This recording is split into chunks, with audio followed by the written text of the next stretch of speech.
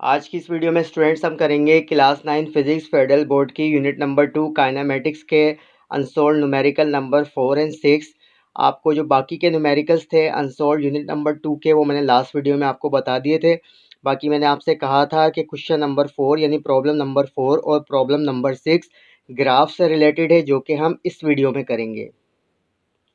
तो आइए इस वीडियो को स्टार्ट करते हैं। तो प्रॉब्लम नंबर 4 स्टूडेंट्स हमारे पास है, a car is moving with uniform velocity of 20 metre per second for 20 second.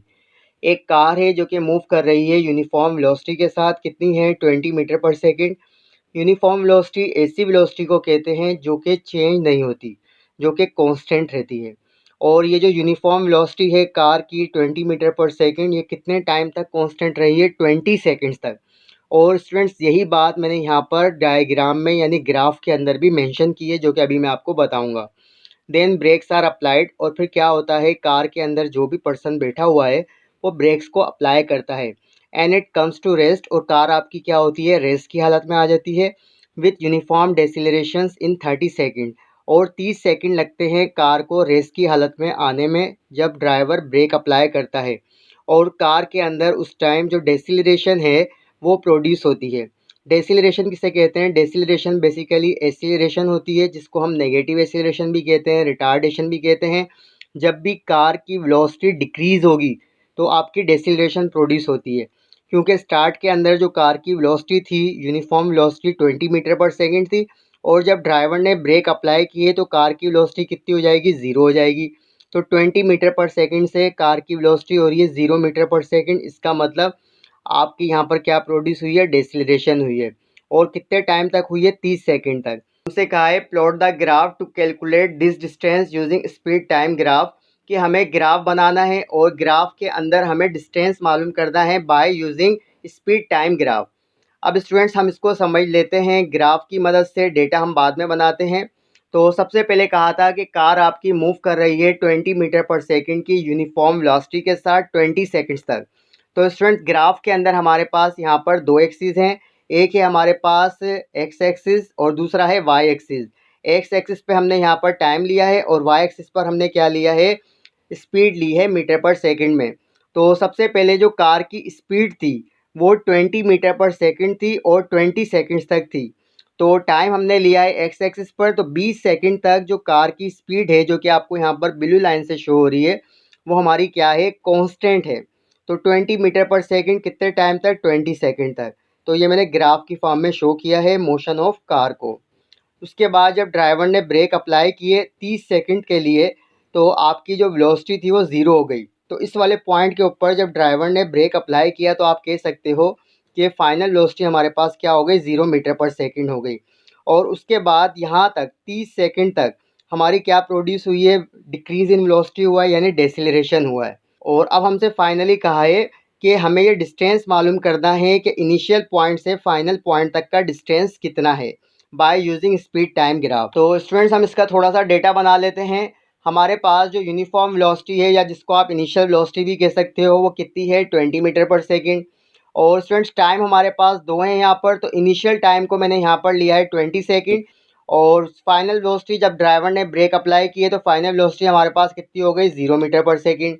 और दूसरा जो टाइम था वो कितना है, 30 सेकंड। तो T2 मैंने लिया है 30 सेकंड्स के लिए। और हमें डिस्टेंस मालूम करना है, तो ये मैंने बना लिया इसका क्या, डेटा। डिस्टेंस तो हम बाद में निकालेंगे, ये ग्राफ मैंने किस तरह से बनाया है आपको एक एक स्टेप से मैं आपको प्लॉट करके दिखा देता हूँ।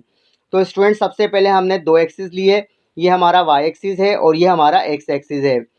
हमारा वाई एक्सिस के ऊपर हमने लिया है स्पीड, जो कि मीटर पर सेकंड में है, और एक्स एक्सिस पे हमने लिया है टाइम, जो कि सेकंड में है। अब स्टूडेंट्स हमने यहाँ पर एक पॉइंट मेंशन कर लिया, किसके लिए, 20 मीटर पर सेकंड की जब यूनिफॉर्म वेलोसिटी थी, तो उस टाइम 20 सेकंड्स तक हमारी क्या थी, वेलोसिटी कांस्टेंट थी। एक पॉइंट मैंने ले लिया कहाँ पर, एक्स एक्सिस पर, और यहाँ पर मैंने लिख दिया 20 सेकंड, यानी स्टार्ट के अंदर जो हमारे पास टाइम था 20 सेकंड तक कार की वेलोसिटी क्या थी, कांस्टेंट थी, यूनिफॉर्म वेलोसिटी थी। तो यहाँ पर देखें स्टूडेंट्स, यहाँ पर 20 मीटर पर सेकंड के लिए जो कार की वेलोसिटी है वो क्या है, कांस्टेंट है, और कब तक है, 20 सेकंड्स तक है। उसके बाद स्टूडेंट्स क्या हुआ था, 30 सेकंड के अंदर अंदर कार आपकी आ गई थी रेस्ट की हालत में। तो ये जो मैंने स्लोप ड्रॉ किया है तो ये आपका शो कर रहा है डिक्रीज़ इन वेलोसिटी को, या जिसको आप कह सकते हो डेसिलरेशन। और दूसरा हमारे पास यहाँ पर जो टाइम है वो कितना था 30 सेकंड्स। तो T2 की वैल्यू हमारे पास क्या हो गई 30 हो गई।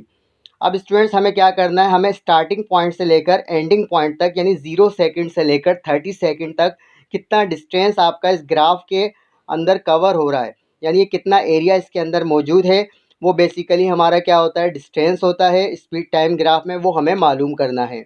तो डिस्टेंस हमें मालूम करना है एक तरह से ए से सी तक। तो अगर मैं कहूँ ये हमारा ए पॉइंट है, ये बी है और ये सी है, तो ए से लेकर सी तक का हमें डिस्टेंस मालूम करना है। अब स्टूडेंट्स हम इस प्रॉब्लम को सॉल्व करने के लिए फार्मूला कौन सा यूज़ करेंगे, तो यहाँ पर हम फार्मूला यूज़ करेंगे total distance is equal to area of rectangle plus area of triangle. अब अगर आप यहाँ पर इस डायग्राम में देखो तो यहाँ पर मैंने थोड़ी सी और लेबलिंग की है। अगर मैं कहूँ कि हमारा जो बी पॉइंट था, यहाँ से अगर मैं एक परपेंडिकुलर ड्रॉ कर दूँ तो हमारे पास यहाँ पर ज्योमेट्रिकल शेप्स आ गई दो तरह की मेथ के लिहाज से। ये हमारा ए और बी के दरमियान आप देख सकते हो, ये जो आपको शेप दिखाई दे रही है ये रेक्टेंगल है, तो इसलिए मैंने लिख दिया डिस्टेंस के लिए एरिया ऑफ रेक्टेंगल प्लस, और ये जो आपको शेप दिखाई दे रही है बी और सी के दरमियान, ये आपकी एक तरह से क्या है ट्राइंगल है। तो टोटल डिस्टेंस हमारा ए पॉइंट से सी पॉइंट तक कितना हो जाएगा, हमारा हो जाएगा area of rectangle plus area of triangle. अब यहाँ पर हम देख लेते हैं कि एरिया ऑफ रेक्टेंगल का फार्मूला क्या है। टोटल डिस्टेंस को मैंने यहाँ पर एस से रिप्रेजेंट कराया है। एरिया ऑफ रेक्टेंगल हमारा बराबर होगा base multiply by height plus, और एरिया ऑफ ट्राइंगल का फार्मूला क्या होता है half of base multiply by height. अब स्टूडेंट्स रेक्टेंगल के अंदर अगर मैं आपसे पूछूं बेस की वैल्यू क्या है, यहाँ पर आप देख सकते हो ये हमारा रेक्टेंगल है, और रेक्टेंगल के अंदर जो बेस की वैल्यू है वो 20 है और हाइट की वैल्यू भी 20 है। क्योंकि एक्स एक्सिस पर जो रेक्टेंगल के अंदर ये 20 लिखा हुआ है ये बेसिकली शो कर रहा है 20 सेकंड्स को, और हाइट के अंदर जो 20 लिखा हुआ है ये हमारा शो कर रहा है 20 मीटर पर सेकंड को। इसी तरीके से अगर मैं ट्राइंगल में आपसे पूछूं तो बेस हमारी ये है जिसकी वैल्यू क्या होगी 30 होगी यानी 30 सेकंड, और हमारी हाइट यहाँ पर क्या है, हाइट हमारी यहाँ पर 20 मीटर पर सेकंड ही है। तो वैल्यूज़ पुट कर देते हैं, बेस की वैल्यू हमारे पास क्या है 20 और हाइट की क्या है 20, किसके लिए एरिया ऑफ रेक्टेंगल के लिए, प्लस 1/2 मैंने एज इट इज़ रखा। बेस की वैल्यू क्या है 30 और हाइट की वैल्यू यहाँ पर क्या है एरिया ऑफ ट्राइंगल में 20। अब हम इसको सॉल्व कर लेते हैं। 20 को 20 से मल्टीप्लाई कराएंगे तो क्या आएगा 400, प्लस 1/2 हमने एज इट इज़ रखा। 30 को जब हम 20 से मल्टीप्लाई कराएंगे तो क्या आएगा 600। मज़ीद सॉल्व कर लेते हैं। 400 को हमने सेम रखा, 2 के टेल में 600 आता है 300 से, तो यहाँ मैंने लिख दिया 300। 300 प्लस 400 हमारे पास एस की वैल्यू क्या आ जाएगी 700 मीटर। अब स्टूडेंट्स आप मुझसे कहोगे कि बुक के अंदर तो हमारा आंसर आ रहा है 1 किलोमीटर यानी 1000 मीटर। तो मैं आपको यहाँ पर बता दूँ, यहाँ पर ये जो वैल्यूज़ दी हैं मैंने इसके लिहाज से सोल्व किया है, तो आपका आंसर ये बिल्कुल सही है 700 मीटर। बुक के अंदर जो आंसर लिखा हुआ है वो पुरानी बुक का जो क्वेश्चन था वो भी ऐसे ही था, उसमें थोड़ा सा चेंज था। क्या चेंज था उसके अंदर, उसमें जो चेंज था वो यहाँ पर आपका 30 सेकंड नहीं था, वो था 60 सेकंड। अगर आप 60 सेकंड के लिहाज से सोल्व करोगे, देखो सब कुछ मैंने सेम लगाया, सिर्फ यहाँ पर मैंने बेस की वैल्यू पहले जो पुट की थी वो 30 पुट की थी 30 सेकंड्स के लिए।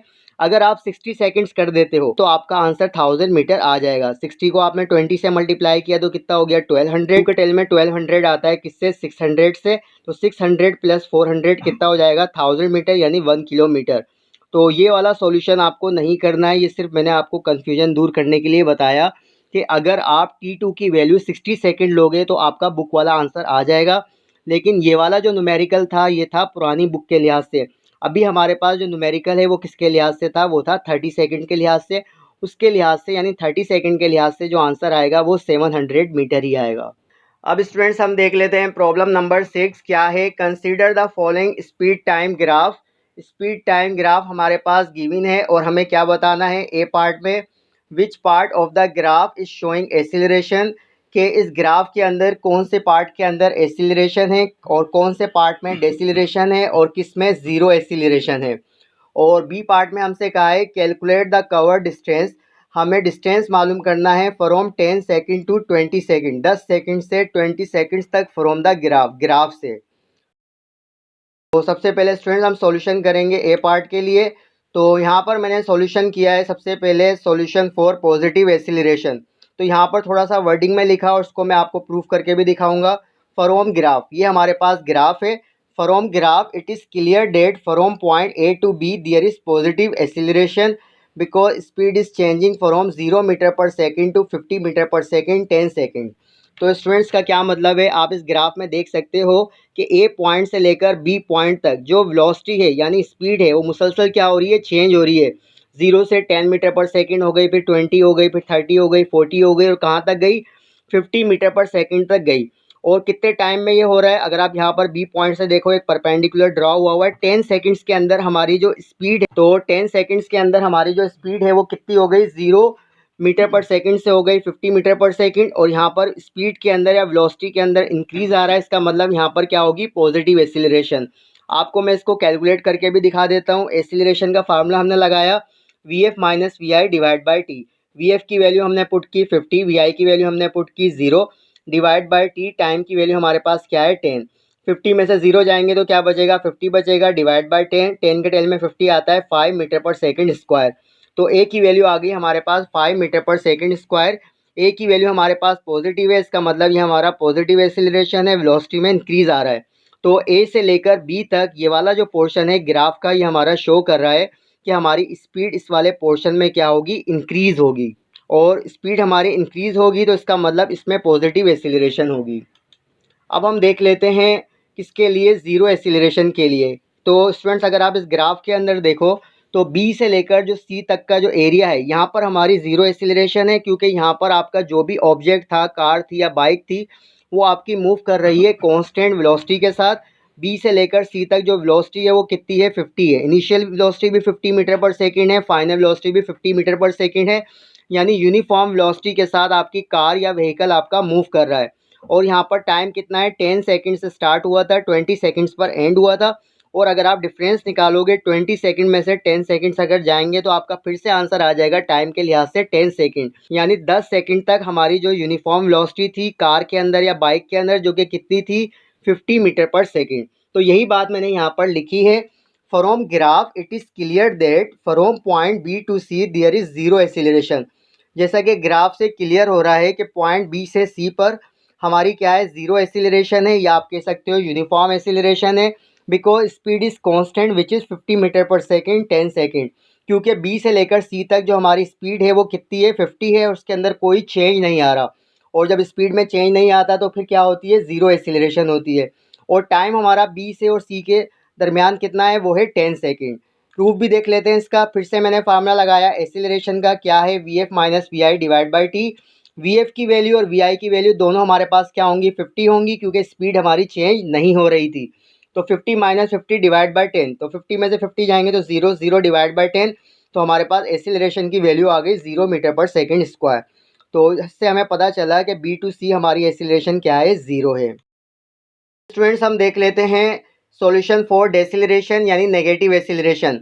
तो अगर स्टूडेंट आप ग्राफ के अंदर देखो सी से लेकर डी तक आपकी जो वेलोसिटी है या जो स्पीड है वो आपकी डिक्रीज हो रही है। सी के ऊपर आपकी स्पीड कितनी है, 50 मीटर पर सेकेंड, और यहाँ पर आपकी कितनी हो गई, स्पीड आपकी हो गई तकरीबन 0 मीटर पर सेकेंड। तो स्पीड आपकी क्या हो रही है, डिक्रीज हो रही है, डिक्रीज हो रही है। और टाइम कितना लगा, 30 में से अगर आप 20 निकालोगे तो फिर से क्या आ जाएगा, 10 सेकेंड आ जाएगा। तो हम कह सकते हैं from graph it is clear that, graph से हमें पता चल रहा है कि from point C to D, के सी से लेकर डी तक जो हमारे पॉइंट्स हैं इसके दरमियान दियर इज़ नेगेटिव एक्सीलरेशन। यहाँ पर हमारी क्या है, नेगेटिव एक्सीलरेशन है, because the speed is changing from 50 metre per second to 0 metre per second in 10 second. क्योंकि हमारी जो स्पीड है वो डिक्रीज़ हो रही है या चेंज हो रही है 50 मीटर पर सेकेंड से 0 मीटर पर सेकेंड, कितने टाइम में, 10 सेकेंड में। मैथमेटिकली भी देख लेते हैं, A is equal to V F minus V I divide by T. तो स्टूडेंट्स यहाँ पर वी एफ की वैल्यू 0 है, क्योंकि हमारे पास इनिशियल वेलोसिटी सी पॉइंट पे कितनी थी, 50 मीटर पर सेकेंड, और डी पर कितनी हो जाएगी, 0 मीटर पर सेकेंड। तो वी एफ की जगह मैंने रखा 0 और वी आई की जगह रखा 50 डिवाइड बाई 10। टी की वैल्यू 10 कैसे आई, 30 में से 20 जाएंगे तो क्या आ जाएगा, 10 आ जाएगा। 0 माइनस 50 तो क्या हो जाएगा, माइनस 50 डिवाइड बाई 10। माइनस 50 को 10 से डिवाइड करोगे तो आपके पास ए की वैल्यू आ जाएगी -5 मीटर पर सेकेंड स्क्वायर। और डेसिलरेशन या एक्सीलरेशन हमारी यहाँ पर नेगेटिव है, या जिसको आप डेसिलरेशन भी कह सकते हो, और माइनस की साइन आपको यही बता रही है कि डिक्रीज इन वेलोसिटी। तो ये हमारे पास स्टूडेंट्स आंसर आ गया फर्स्ट पार्ट के तीसरे पार्ट का। तो हमने इस ग्राफ में क्या देखा, ए से लेकर बी तक हमारी स्पीड क्या हो रही थी, इंक्रीज़ हो रही थी। इसका मतलब यहाँ पर पॉजिटिव एक्सीलरेशन है। बी से लेकर सी तक हमारी स्पीड कांस्टेंट थी 50 मीटर पर सेकंड, यहाँ पर ज़ीरो एक्सीलरेशन है, या आप कह सकते हो यूनिफॉर्म एक्सीलरेशन है। और सी से लेकर डी तक आपकी स्पीड या वेलोसिटी डिक्रीज़ हो रही थी, तो यहाँ पर क्या है, नेगेटिव एक्सीलरेशन है, रिटार्डेशन है या डेसिलरेशन है। और इन तीनों की वैल्यूज़ भी मैंने आपको कैलकुलेट करके दिखाई।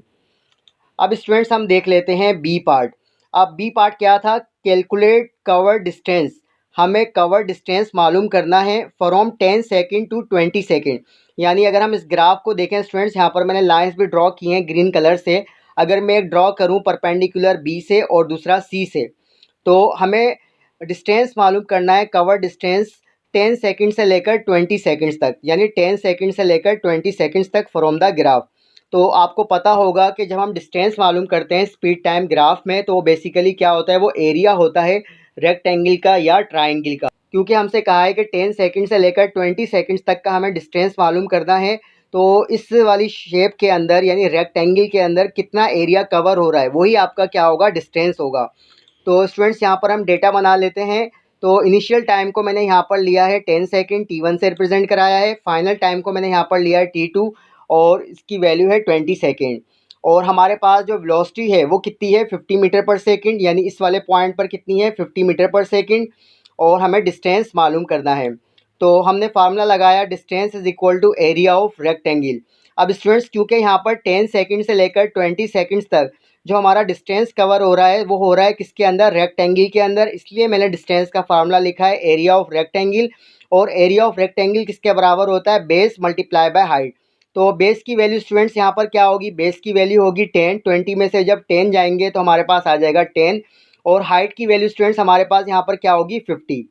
तो वैल्यूज़ पुट कर देते हैं। बेस की वैल्यू मैंने पुट की 10 और हाइट की वैल्यू मैंने पुट की 50। 10 को 50 से मल्टीप्लाई करेंगे तो हमारे पास डिस्टेंस आ जाएगा कितना, 500 मीटर। तो स्टूडेंट्स वीडियो के अंदर हमारे पास दो न्यूमेरिकल्स बचे थे, ग्राफ वाले यूनिट नंबर 2 काइनेमेटिक्स के, न्यूमेरिकल नंबर 4 और न्यूमेरिकल नंबर 6, ये हमने कर लिए।